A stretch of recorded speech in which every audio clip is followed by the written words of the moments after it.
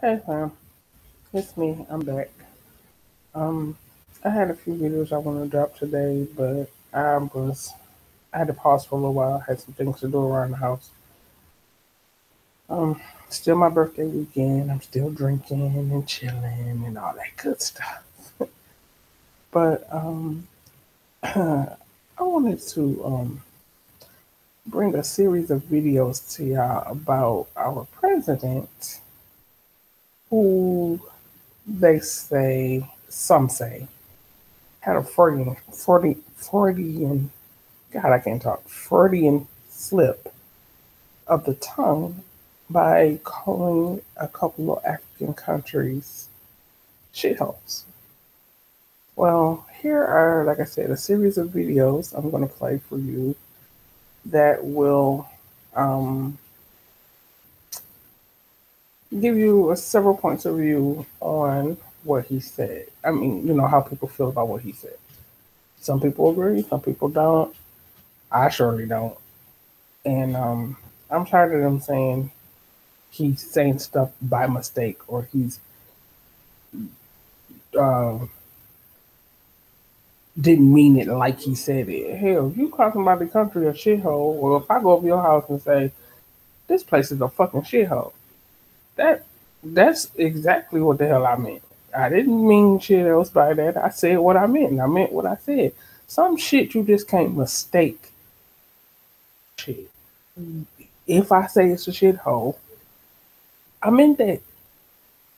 And what other kind of way is it for you to take somebody calling your country or your town or your city or your home a shithole? Ain't but one way to take that. So, with that being said, I'm gonna share my screen, throw up this disclaimer, and play this series of videos for y'all. Now, I'm quite sure my husband's gonna holler in here and disrupt me. So, y'all please ignore that. Thank you.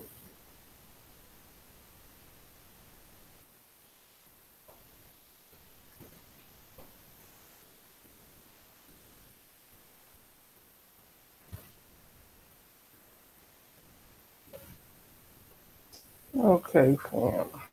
But before I play that,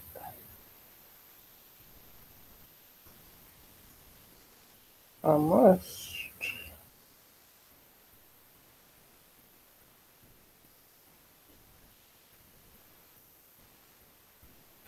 I must post this disclaimer. And let me stop sharing that for a minute. I'm sorry, family. Let me share my whole screen for a minute so I can get this on here. Make that full screen. Make sure they get a clear view of this. Let me make it a little bit bigger because I don't need that trouble. I keep telling y'all, I don't need that trouble in my life. I'm reporting behind CNN and Fox News and carrying on. I will not let them folks get me. So we're gonna use this fair use and copyright disclaimer. Boom. There it is. Now I will stop sharing again, family, and I will go back to just sharing this screen where I have this series of videos playing. Okay, ladies and gents. Okay. Now, let's ride. Now we down to business. And this is where we will start with Anderson Cooper. States is tired of so many black people coming to this country, tired of immigrants from Haiti and Africa being allowed in. Quote, why are we having all these people from shithole countries come here, the president said today at the White House. His comments reported first by the Washington Post, confirmed by CNN, and amazingly not denied by the president or the people around him. Tired of Africans and Haitians, the president went on to say he would like to bring more people from countries like Norway, whose population is overwhelmingly of Nordic descent, white people in other words. James Baldwin, the great writer, the great American, once said that, quote, ignorance allied with power is the most ferocious enemy justice can have. Ignorance allied with power. For the President of the United States to believe that Haitians have not contributed extraordinary things to American society, that is ignorant. For him to claim that all the countries of Africa are shitholes is woefully ignorant. But as disturbing as you may think these sentiments are, these comments by the president, they are actually not anything new. 3 weeks ago, the New York Times reported something else the president said about Haitians in another meeting at the White House. About Haitians, he reportedly said they, quote, all have AIDS, and said that Nigerians, quote, live in huts. Now, the White House denied he said those things at the time 3 weeks ago. They are not denying he said the comments today, which were spoken in a room with bipartisan lawmakers. Perhaps the White House feels the president's remarks will be well received in some parts of this country, among some parts of the president's base. And perhaps that is true. But it doesn't make what he said any less ignorant or any less racist. Not racial, not racially charged, racist. Let's not kid ourselves, not pretend or dance around it. The sentiment the president expressed today is a racist sentiment.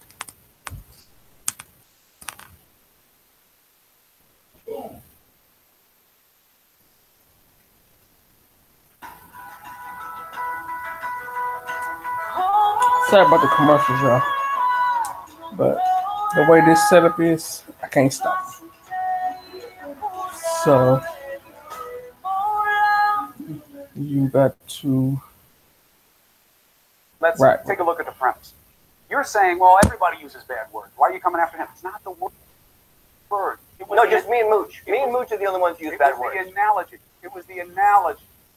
Okay? It was, I don't want brown people here. Why are we going to have all these brown people? Why can't we have more people from Norway?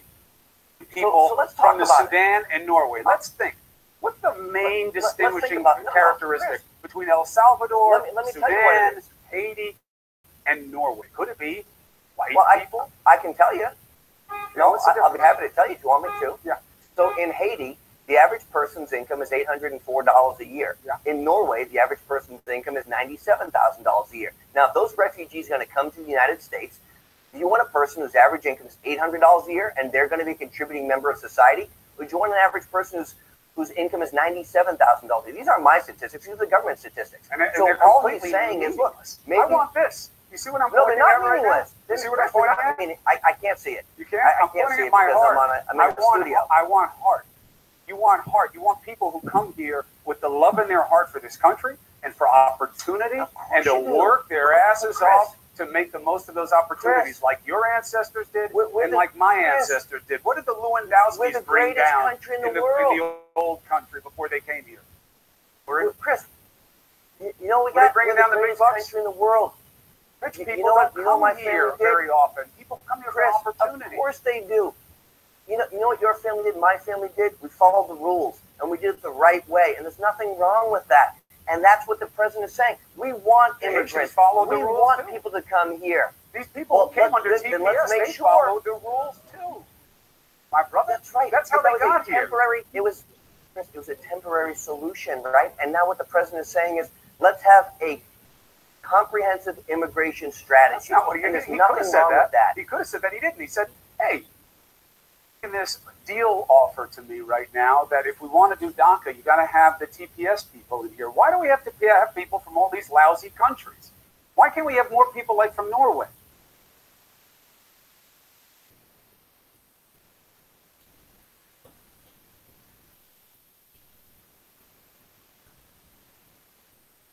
Bob, you ready? Ready. Get brave. The rock and roll in Anniston, Alabama is in the heart of Trump country. And Bob Hollingsworth is a loyal Republican who voted for Donald Trump. Bob, I want to ask you, overall, what do you think of the job Donald Trump is doing so far? I would give him overall a 7 out of 10. He doesn't get a higher grade, says Hollingsworth, because of some of his personal behavior, including what he just said. Oh, he used shithole countries. So what do you think of the president using that term? We could have done better there, but I think he's talked in more so in terms of voicing that against the leadership of the country more so than the people of the country. Right, but the fact that he used that word at all to describe a country in any way, shape, or form. Presidential. No, not presidential. Shouldn't have done it. We found that to be a common sentiment in downtown Anniston among people who generally admire the president. Rodney Purser works in a restaurant. With the president using that word, how do you feel about that? He should have been more professional about it. He shouldn't have used that word. And as far as the restaurant customers go, I think that was unprofessional, and I would think that shows a little bit of lack of morals. Probably unpresidential. G. Robinson feels a bit differently, though. Former mayor of Anniston, and isn't even a registered Republican, but strongly defends the president. I don't think that he would have intentionally insulted any country, and that just came out of his mouth, and that's the way he operates. He operates from the hip. You think it's just a mistake that he said that? Yes, I do. I don't think he's being derogatory towards I any don't country? think he's being derogatory towards anyone. Back at the billiards hall, Bob Hollingsworth rejects accusations the president is racist. Do you think that he ever would have said that about a country that is mostly white? The countries he said that about are mostly black. Well, that's a good point. Would it affect you when you voted 2020? Could it make you say, maybe I'm not going to vote for Donald Trump this time? Crude, but I can live with it.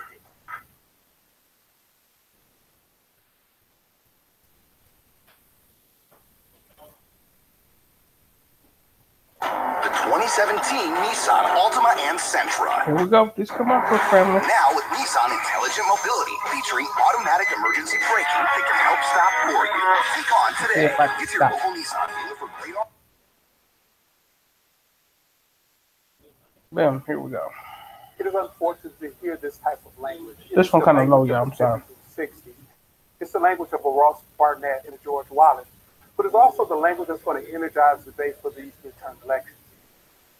Unfortunately, much of what he's doing is also serving as a distraction to some of the administrative policies that he's advancing, the nominees to the federal court. So we have to be careful not to get so caught up in his words. We know he's a racist. He demonstrated that, just like the package you just showed previously. Now the real question is, how do we stop some of the bad policy that's coming down? How do we energize our base to get out to vote this cycle? Now, I want to be clear. You just said we know he's a racist, but I just want to make sure I give you a chance to be very clear on this. Look, the president, as you know, Derek, has said so many times, he's, quote, the least racist person. You know, today he ran away when they asked him the question twice if he's a racist, but he has said he's the least racist person. I just want to play a clip from an interview that he did with our Don Lemon during the campaign. Here he is. Are you racist? I am the least racist person that you have ever met. I am the least racist person. Are you bigoted in any way? I don't think so. No, I don't think so. Islamophobic? I'm a person, no, not at all. Derek, you just told me we know he's a racist. What's your reaction when you hear that? The least racist person that you've ever met?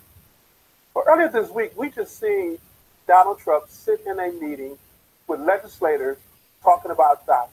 And in that meeting, he changed positions 5 times or more. I don't think he knows his statement from minute to minute. He's a racist, both in his actions and his words. The real question we have as American citizens, what are we going to do about it? How are we going to make sure we minimize the impact of his policy decisions? And how are we going to show up during this midterm elections to ensure that his beliefs are not implemented in public policy?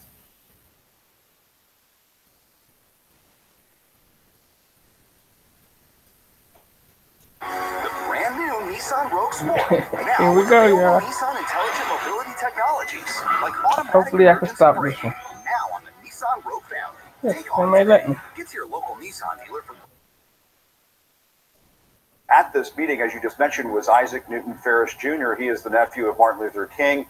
As he was leaving that event here at the White House, I asked him very quickly what he made of the event, what he made of the president's comments, and he said to me that at one point he and the HUD secretary, Dr. Ben Carson, went into the Oval Office with the president, and that the president privately said to Mr. Ferris and Dr. Carson that he is not the kind of person that you're hearing about in the media.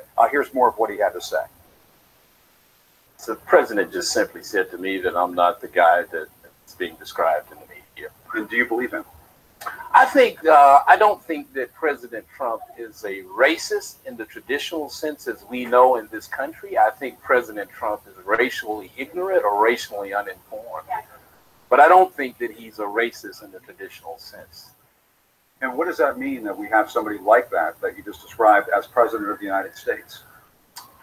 It means that we have him until 2020 or until something else happens.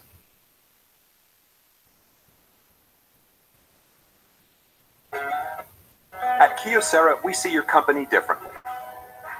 We see your documents, how they're accessed, secured, and how well your workflow is flowing.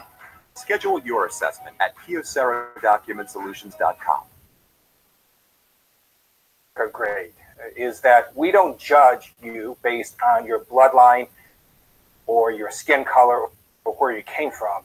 We judge you based on the content of your character.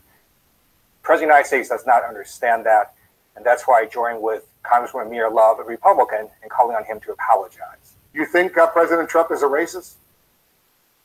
You know, it's a common fact in human experience that a person who makes repeated racist statements is a racist. So you think he's a racist? Absolutely. House Speaker Paul Ryan called his comments unfortunate and unhelpful. Republican Senators Tom Cotton, David Perdue, who were in that meeting in the Oval Office, say they don't recall the president specifically making those offensive comments. What does that tell you? Well, it tells me that Senators Cotton and Perdue are lying. If the President of the United States said the word shithole 24 hours ago, you would know that. Either the President said it or he did it. You don't say you don't recall. And that tells me the President actually did say that. And in terms of Speaker Ryan, I think he needs to condemn the President's language much more strongly. And I think more Republicans need to join Mira Love and Lindsey Graham and others in calling on the President to really make things right. Because the President right now is dividing America. He needs to heal our nation, and the first step is to apologize. This is the last one, y'all. I mean, I'm going to let play. It's more, it's way more. But this is the last one. The President has it wrong.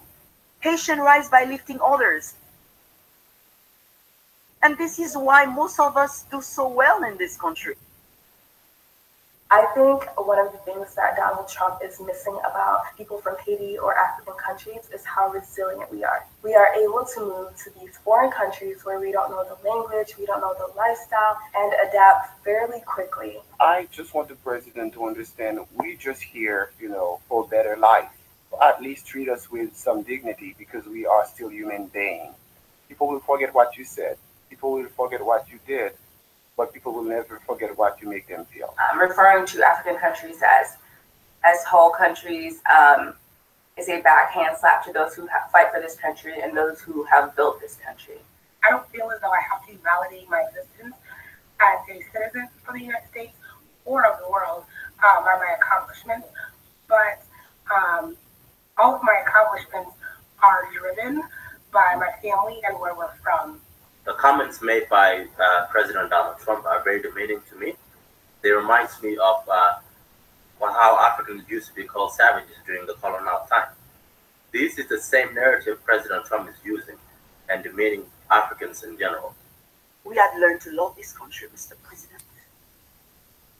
This country does not belong to you only, but it belongs to all of us. So, with that being said, family, I'm going to play you one more video. This guy here talking to Tucker Carlson. I hate Tucker Carlson, allegedly. But I'm going to play this one and then I'm going to let it be. But that was just some people's opinions on our El Presidente.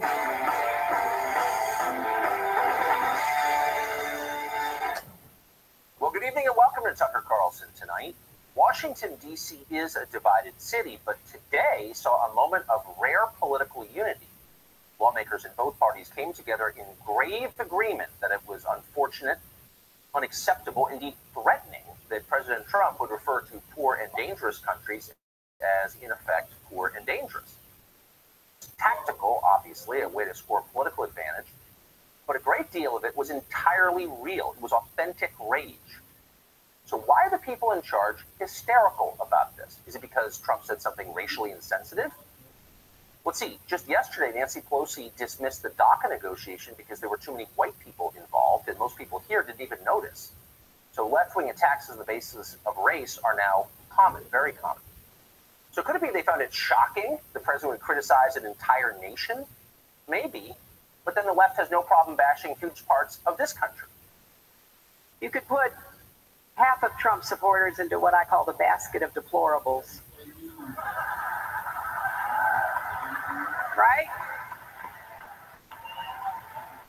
The racist, sexist, homophobic, xenophobic, Islamophobic. They get better. They claim to values or religion or antipathy toward people who aren't like that. 5 white guys, I call them, I said, you open a hamburger stand next or what? They don't have a problem dismissing entire populations. So what is the real reason for the panic you're watching right now on cable television? Maybe it's because Trump's remarks are forcing precisely the kind of conversation our leaders don't want to have. He didn't do it on purpose, it was accidental, but he still raised questions they'd rather not answer, like, who exactly are we importing into our country?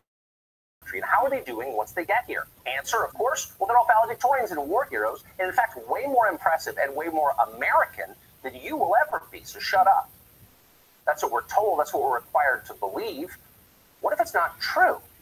Last year, the U.S. accepted 23,000 people from Haiti and 172,000 from Mexico. Immigration from El Salvador has been so brisk in recent years that 1 in 3 Salvadorans now lives in the United States. Has America become a better country as a result? Maybe, maybe not. Maybe we ought to talk it through and decide before we continue with our current immigration policy. Leaders who actually cared about their people would do exactly that. And yet our leaders just yell at us until we stop asking questions. Senator Lindsey Graham of South Carolina released a statement today that neatly summarizes how most of official Washington thinks about this subject. In a statement, Graham dismisses the idea that America should even think about what kind of people it lets in. Quote, I've always believed that America is an idea, Graham wrote, not defined by its people, but by its ideals. Diversity has always been our strength, not our weakness. America is defined by its ideals. Okay, so what are those ideals? It might be useful to know, considering how important they are. Well, diversity is our strength is the only one our leaders seem to agree on. The less we have in common, somehow, the stronger we are. Is that true? We better hope it's true because we're betting everything on it. But there's a deeper problem with what Senator Graham said. Quote, America is not defined by its people. Really? What do its people think about that? Are they pleased to learn their leaders consider them merely a commodity, a set of interchangeable parts? America's actual people, with their actual families and towns and traditions and history and customs, may be surprised to learn that they're irrelevant to the success or failure of what they imagined was their country. According to Lindsey Graham, you could take our entire population and swap it out for 320 million, I don't know, Chinese or Indians or Africans or Canadians or people from New Zealand, and the place would be no different so long as the idea was still there. Does anyone actually believe that? How about we test that idea, starting with the U.S. Senate? Would South Carolina get the same representation from someone randomly selected out of the phone book? As Lindsey Graham would say, the Senate isn't defined by its people. It's really just an idea. And as soon as you start defining things by ideas rather than individuals, people become irrelevant. Jason Nichols is a professor of African American Studies at the University of Maryland, and he joins us tonight. Professor, thanks for coming up. Thank you. So this isn't a debate, from my perspective, over whether or not the president is vulgar. Yeah, he is. It's a much bigger debate about people and do they matter? Are people interchangeable? Are all populations the same? So if I took your neighborhood where you live and took out everyone who lived there and replaced them with other people from somewhere else, would the neighborhood be the same? So first thing, since you said it's about people, I do want to mention a couple of people. I'd like to mention U.S. Army Sergeant Mario Nelson, who gave his life for this country. Mario Nelson was born in Haiti. Yeah, he left a 3-year-old daughter who's now a teenager. If she's watching this show, I want to give my condolences. But he gave his life for this country. My friend Paul, who, but his very good friend, while he was in Afghanistan, died in a rocket attack she was born in Kenya. But if you're expecting me to be surprised, I'm not at all. I spent part of the day with a terrific guy from Haiti. I mean, there are a lot of great immigrants here, including from Haiti and El Salvador and a lot of countries you wouldn't want to live in, and they're great people. I'm not contesting that at all. Okay. I'm merely saying the idea that all populations are the same, or the people of America don't have a right to determine who comes here, or if you take a ton of people and replace them with another group of people, that everything's exactly the same if they have the same idea. That's just not true. Well, then if we believe that we like the way America is right now, then why are we trying to get rid of large numbers of people who are here? Well, I don't know, but I guess that's and again, I'll mention one other name. Appreciate it, but look, we could play the I know an impressive immigrant game, and I would agree with you in every case because there are a lot of impressive immigrants. Okay. But there are also a lot of impressive native-born Americans and unimpressive ones who need our help. Two of us right here. Who need our help. There are a lot of them. Sure. But the idea that it's somehow outrageous or bigoted to say that there are differences between countries or culture, that's insane. That's lying. So what is outrageous and bigoted among many things that our president has said?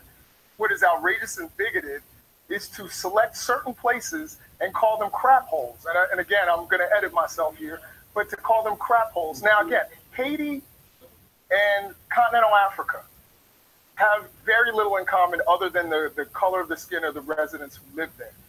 The other thing that I would say is this. He talks about we want people from Nigeria, but we don't want people, or excuse me, we want people from Norway, but not from Nigeria. Now, again, Nigeria has a higher GDP than Norway does.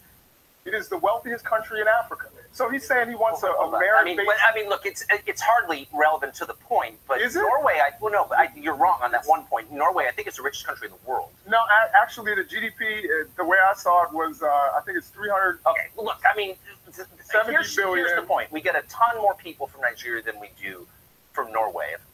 Sure, and because people from Norway don't have to leave. Okay. There's no reason to leave Norway. Norway, you get free health care up until the age of 16. If you were really interested in helping America, you would want the most impressive people you could find. Some would be from Nigeria, some would be from Norway, some would be from Togo, some would be from Japan to move here. But you would rate them on the basis of how impressive they were. You would not say the first people to get here are people who have relatives here. You don't run your college that way. Harvard doesn't let in the first 7,000 Salvadorans who apply. They say, no, we're taking the best only. Why don't we do that? I think we do that. As a matter of fact, one of the things that you said about Nigeria the last time we were here is that they have a higher median income and are more educated than native-born Americans when they get here, Nigerian immigrants. So no, they're not going back to their huts, as the president said. There are people you're kind of missing the point work because really hard actually and do really well. If you are claiming that we are bringing the most impressive people here, then you don't know much about our system, which gives overwhelming priority to people who have relatives here. Being related to someone is not a qualification; it's an accident. So we don't have that. That's not a criterion that Apple uses when it hires people. If you really cared about America, you would say, we're only taking the best. We'll devise a test to figure out who they are, but we're only taking those people. Well, again, I think Sergeant Nelson was the best. He came here. He sacrificed his life for this. But I agree. I'm not contesting that. So then what? I'm not. So you're saying? My argument is that if you come here who work extremely hard and some of them do very well. We do, and we also have people who come here and don't do well. But the point is not them. Native-born people the same way. The point is not them. This country belongs to American citizens. Period. Okay, so that's where we start. But second, if you ran your college like we run our country, or Harvard ran its college like we run our country, or any company did, it would go out of business. And it would suggest that people who ran that company or college didn't really care about the enterprise they were in charge of because they weren't trying to find just the best. Why don't we do that? I don't understand. Again, I think that our immigration system certainly needs work. It needs some changes. However, the president has made this about race and ethnicity. And that's the problem here. Really? I kind of missed that part. So the president said we should have a merit-based system. That's not what the president said. The president said we don't want people from certain crap holes, and was referring to the African continent. No, he was saying that our immigrant. Look, I'm not here to defend. You are correcting his statement. You're not here to correct what he said. I'm here to make the case for acting on behalf of our country with a merit-based immigration system. Tucker Carlson, if you were president of the United States and you said those things, we could sit here and have a discussion about that. 100% open to that. Oh, would you really? You'd be open to it? I don't think so. The problem is, you are sitting here and making an argument that the president hasn't made. That's fine. I don't. Look, I think as a general matter, we pay way too much attention to the brain droppings of the president. I'm making a He's case. The president. He's the president. But there are a lot of other people. They have real consequences. The White House has issued its plans, which have been rejected out of hand by Democrats, which would end chain migration, make this a merit-based system, end the diversity lottery, and install E-Verify universally, so we're not giving jobs to the illegal. Let's talk about some What's of the wrong with those ideas? Let's talk about some of the other things that this administration. Do you agree with those ideas? The administration right now has taken it, has increased the amount of people that they're trying to deport, and is talking about leaving 800,000 young people who have lived here, like my friend Nancy Raise, since the age of 3. Why trying to keep? So we're not allowed to deport people who are here illegally? If I show up at Harvard without enrolling and starting taking classes and they kick me off campus, are they immoral for doing that? Like, what are you talking about? If someone has been here since the age of 3 and didn't choose to be here, and this is all that they know, yes, that is immoral. Any non-criminal DACA recipients, and we're not going to, as you know. But people who commit crimes who are here illegally, why do they have a right to be here? I'm totally. But it's not about crime. As a matter of fact, since the Obama administration, the people who are being detained, who have not committed, you haven't answered any of my questions, have risen. Okay. I just want to treat our country with the love and respect that you treat your college with. That's it. Absolutely, and I want a country that sticks to its values. Right. One of the things that is protecting its own people. One of the things that is on one of the greatest symbols of freedom in this country, of course, is the poem that talks about the huddled masses. Talks about bringing poor, even homeless people, and we've done a lot of that. And that is something that we stand for. What we stand for is protecting our own people because it's their country. It doesn't belong to people from other countries. It belongs to us. We're American. That's the whole point of a government. And I don't think our interests are being looked out for first. I just don't. Yeah, I would disagree with that. All right. I think, I agree with you that I think this administration is not always looking out for all the citizens. Okay. I certainly agree with you. Good to see you. Absolutely.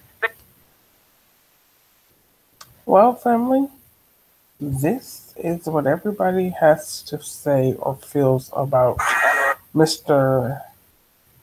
El Presidente Trump, who decidedly so called a couple of African shitholes.